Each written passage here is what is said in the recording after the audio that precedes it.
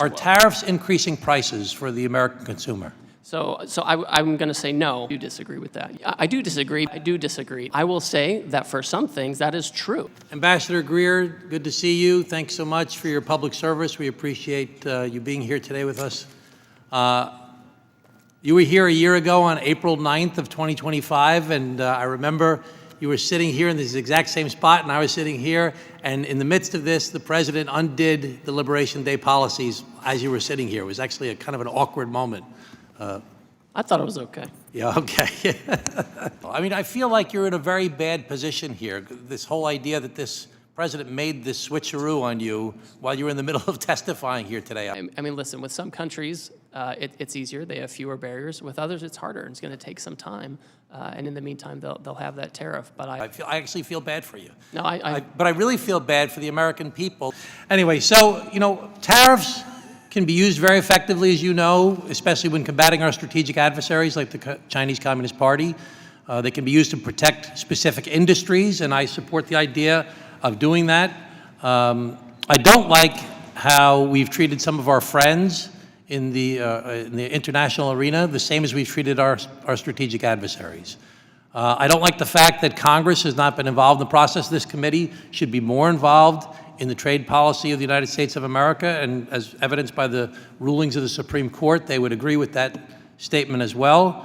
And I don't like how the fact that the trade policy and the conduct of this administration has caused instability and volatility in our markets, which have discouraged investment, and they've also caused an increase in prices. So let me just say, have you ever heard the expression that businesses crave predictability?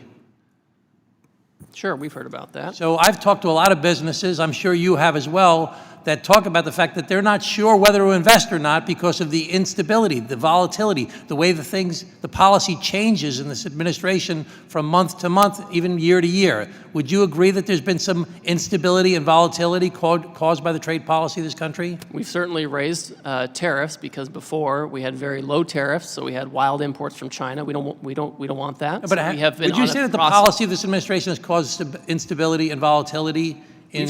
We saw some volatility last year as you're undoing 50 years of terrible trade policy, and we're fixing it. We're building up tariffs to protect the industries we need. People have referred to the Trump turbulence tax, and there's a quote from Larry Fink from BlackRock, who I'm sure you know him, who said, "The United States post-World War II was a global stabilizer. Now we're a global destabilizer.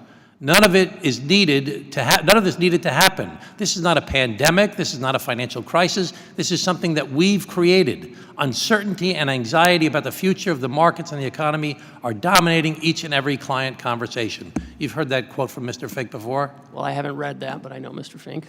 Yeah. All I know is the market's hit 50,000.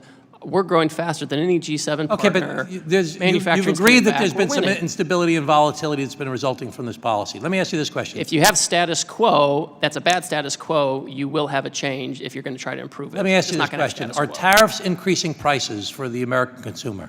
So I'm going to say no. We had a 12% inflation under Biden, and we are at much lower now. So you disagree with the statement from the Tax Foundation that these tariffs are causing costs to go up $1,000 per household. Do you disagree with that? I do disagree with that, yes. And you disagree with the statement from the Yale Budget Lab? The Biden Budget Lab, yes. The Yale Budget Lab, staffers, who says that this is costing each household $2,400?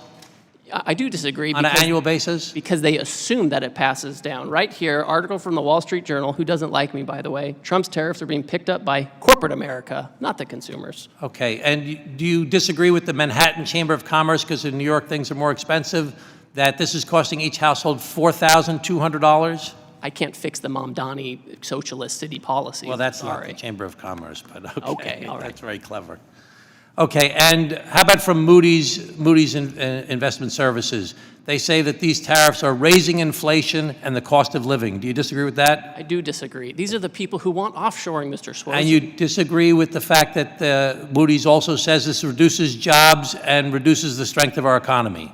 We are the strongest economy in the G7. So you disagree with Neil Bradley from the U.S. Chamber of Commerce, who says that these tariffs have caused significant cost increases?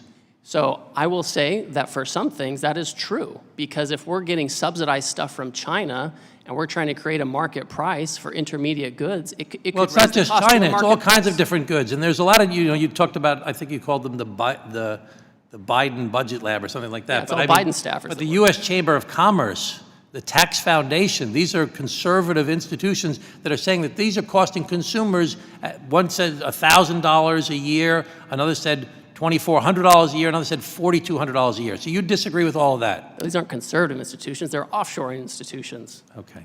All right. Thank you for your service, Ambassador Greer. Appreciate it very much. Have a great day.